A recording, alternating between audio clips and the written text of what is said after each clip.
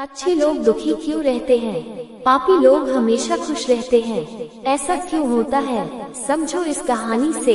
एक नगर में विधवा स्त्री रहती थी। उसकी 3 छोटी छोटी बेटियां थी। जवानी में ही उसके पति गुजर गए थे।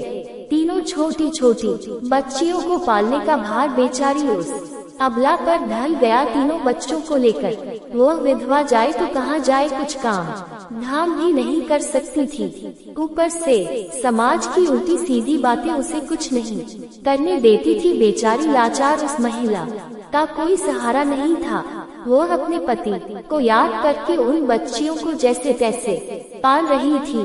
पति के गम में बीमार पड़ गई। उसे उन बच्चियों की चिंता थी कि क्या होगा, कैसे इनका पालन पोषण होगा। उन्हीं बातों को सोच सोच कर एक दिन उसकी तबीयत बिगड़ गई। उसका अंतिम समय निकट आ गया था। धर्मराज का एक दूत उस विधवा स्त्री के प्राण लेने धरती पर आया, लेकिन वहाँ का नजारा देख वह दुविधा में पड़ गया। उसने देखा महिला जमीन पर पड़ी हुई है और उसकी तीनों बेटियां उसके ऊपर सिर रख कर पड़ी है। ये देखकर उसको दया आ गई और वह बच्चियां अपनी माँ को रो रो कर जगा रही थी। फिर दूत ने सोचा, इनका पिता पहले ही मर चुका है।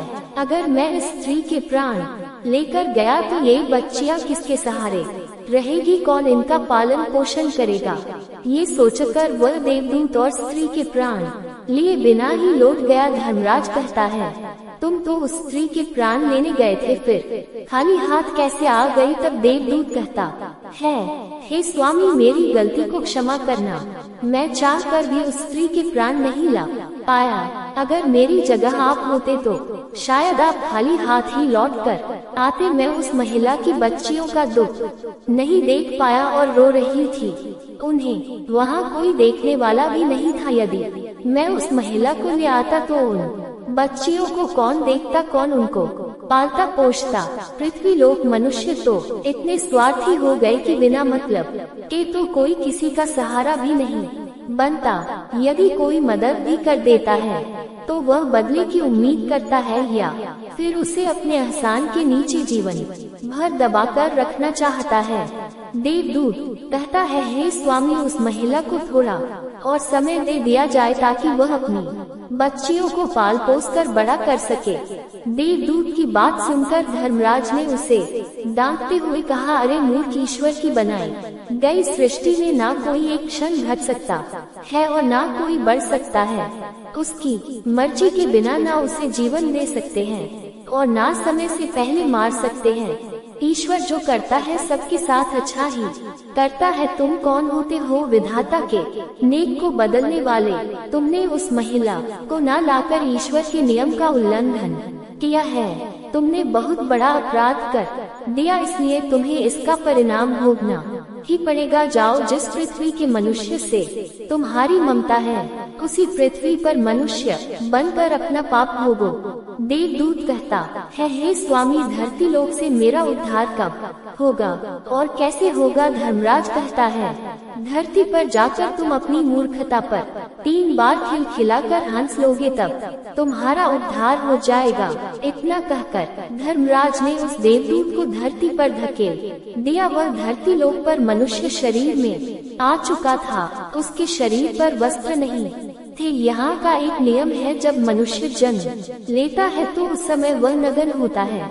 देवदूत ने जन्म तो नहीं लिया और वह निर्वस्त्र ही एक सड़क के किनारे पड़ा ठंड से ठिठुर रहा था। वहीं से एक मोची गुजर रहा था। वह मोची अपने बच्चों को ठंड से बचाने के लिए कपड़े लेने जा रहा था। रास्ते में ठंड से ठिठुरते एक नग्न व्यक्ति को देखकर उसे दया आ गई। उसने अपने बच्चे को तो कपड़े नहीं लिए, लेकिन उस देवदूत को कपड़े और कंबल जरूर खरीद लाया और कपड़े लाकर उस देवदूत को दे दिए। देवदूत कहने लगा है, भाई, आपने मुझे कपड़े देकर मुझ पर बहुत बड़ा उपकार किया है, लेकिन कपड़े देकर आपने मुझे ठंड से तो दूर कर दिया। ना तो मेरा कोई घर है और ना कोई परिवार, ना कोई भोजन का कोई साधन। तब मोची बोला है, भाई, तुम मेरे घर चलो, मैं तुम्हारा सारा खर्चा उठा लूंगा। और वह मोची देवदूत को लेकर घर पहुंचा। उधर मोची की पत्नी ने देखा कि उसका पति बच्चों के कपड़े लेने गया था। कपड़े तो कुछ लाए नहीं, उल्टा एक आदमी को घर बुला लाया है। पत्नी अपने पति से झगड़ने लगी और उसे भला बुरा कहने लगे। ये देखकर वह देवदूत बहुत जोर जोर से हंस पड़ा। मोची ने पूछा, अरे भाई तुम हंसते क्यों हो, ऐसा क्या देख लिया आपने? तब देवदूत ने कहा है, भाई मेरी हंसी का रहस्य मैं आपको नहीं बता सकता, समय आने पर मैं तुम्हें स्वयं बता दूंगा। वो देवदूत मोची के घर में रहने लगा और कुछ ही दिनों में उसने मोची का सारा काम सीख लिया। देवदूत के द्वारा बनाए गए जूते और कुछ ही दिनों में मोची धनवान बन गया। दूर दूर तक उसके जूते फेमस हो गए थे, यहाँ तक कि राजा महाराज तक उससे जूते बनवाने का आदेश देते थे। जब से देवदूत उसके घर आया था, उसकी तो किस्मत ही चमक गई थी, धन की कोई कमी नहीं रही, सब कुछ अच्छा चलने लगा। एक दिन की बात, राजा का एक सैनिक चमड़ा लेकर उसी मोची के पास आया और बोला, देखो हमारे महाराज इसी चाम के बने जूते पहनना चाहते हैं, ये चाम बड़ा कीमती है, तुम ठीक से इसे एक जोड़ी जूते तैयार कर दो। यह चाम खराब नहीं होना चाहिए, पर ध्यान रखना इस चमड़े के जूते ही बनने चाहिए, भूल से भी इसकी चप्पल मत बना देना। राजा का सैनिक चमड़ा देकर चला गया। इधर मोची ने भी देवदूत को समझाया कि देखो राजा वाली बात है, इसमें कोई गलती ना करना, चमड़ा भी बहुत कम है, इसलिए चमड़ा खराब नहीं होना चाहिए। जूते की वह कह कर गया है तो जूते ही बनाना, गलती से यदि चप्पल बना दी तो राजा हमें कठिन से भी कठिन सजा देगा। मोची के इतना समझाने के बाद भी देवदूत ने चमड़े से चप्पल ही बनाई। चप्पल देकर मोची की सांसें फूल गई। वो देवदूत को डांटने लगा, यहाँ तक कि डंडा लेकर उसे मारने के लिए दौड़ा। कहने लगा, अबे मूर्ख, तुझे बार बार समझाया कि जूते ही बनाना, लेकिन तूने चप्पल ही बना दी। अब राजा हमें नहीं छोड़ेगा, तू भी मरेगा और साथ में मैं भी मारा जाऊंगा। वह हमारे पूरे घर को फांसी लगवा देगा। मोची को अत्यंत दुखी देखकर देवदूत एकदम से देखकर खिलखिलाकर हंसने लगा। मोची बोला, अबे मूर्ख आदमी, काम बिगाड़ कर अब हंस रहा है। वह देखो जूते लेने राजा का सैनिक आ गया और बोला है, मोची भाई कल जो मैं चमड़ा दे गया था उसके जूते मत बनाना, चप्पल बना देना, क्योंकि राजा साहब का देहांत हो गया है और यहाँ की प्रथा है मरने वाले व्यक्ति को चमड़े की चप्पल पहनाकर अर्थी पर लेटाया जाता है। सैनिक की बात सुनकर मोची को ऐसा लगा जैसे मरे हुए शरीर में जान आ गई हो। इसके हाथ से डंडा छूटकर गिर गया और उसने देवदूत के पैर पकड़ लिए और उससे माफी मांगने लगा।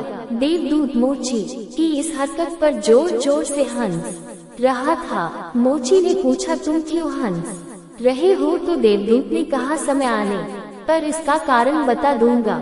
दूसरे दिन एक बुढ़िया के साथ 3 लड़कियां मोची की दुकान पर आई थी। उनकी शादी होने वाली थी और वह तीनों अपने लिए जूतों की नाप देने आई थी।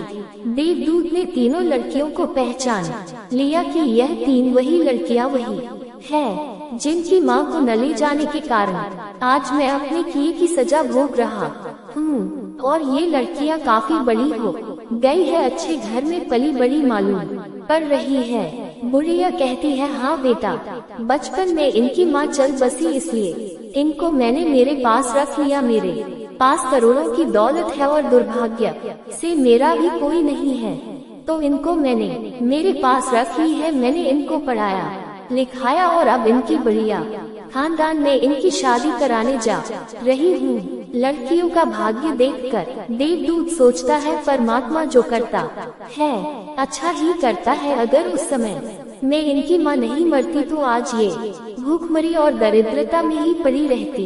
इनकी माँ के मरने के बाद आज तीनों लड़कियाँ बहुत बड़े घराने की बहू बनने जा रही है और इस बुढ़िया की करोड़ों की संपत्ति की मालिक भी बन चुकी है। ये सब देखकर देवदूत अपनी पहले की मूर्खता को सोचकर जोर जोर से हंसने लगा। मोची ने पूछा, आप क्यों हंस रहे हो? अपनी हंसी का कारण बताओ।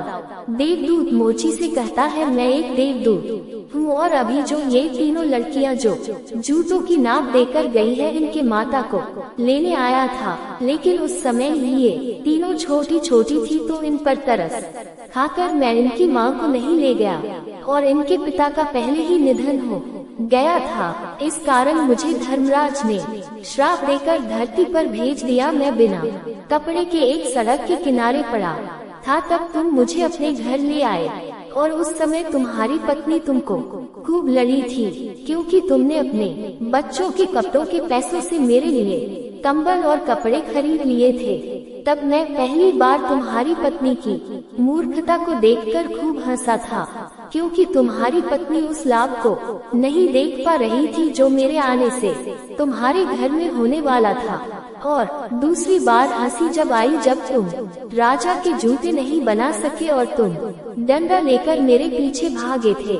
उस समय तुम राजा के बारे में सोच रहे थे, लेकिन तुमको यह मालूम नहीं था राजा के साथ क्या घटना घटने वाली है, जिसके कारण राजा को जूतों से अधिक तत्वों की आवश्यकता पड़ गई। हम किसी भी चीज को देखकर या सोचकर दुख मनाते हैं जो हम उसे नहीं देख पाते, वह होने वाला होता है। कई बार परमात्मा हमारी इच्छा या भलाई के लिए हमारे साथ बुरा करता है, पर हम उसे देखकर भगवान को कोसते हैं। हम उस अच्छे को नहीं देख पाते जो हमारे साथ भविष्य में होने वाला है। कई बार हमारे साथ वर्तमान में अच्छा होता है तो हम बहुत खुश होते हैं, लेकिन हम यह नहीं देख पाते कि भविष्य में क्या होने वाला है। हमारे साथ हमेशा दो तरह की घटना होती है, अच्छी और बुरी, लेकिन हमें हमेशा ये सोचना चाहिए भगवान जो करेगा अच्छा ही करेगा, ये सोचकर आगे बढ़ना चाहिए। अच्छे लोग दुखी इसीलिए रहते हैं कि अच्छे लोगों के साथ बाद में अच्छा हो सके, और दूसरा कारण यह है कि अच्छे लोग हमेशा ईश्वर से जुड़ रहते हैं और इनको ईश्वर से जुड़ा रहना भी जरूरी है कि उन पर दुख आते रहना चाहिए। अंत में देवदूत मोची को सब कुछ समझा कर वापस धर्मराज के पास चला गया।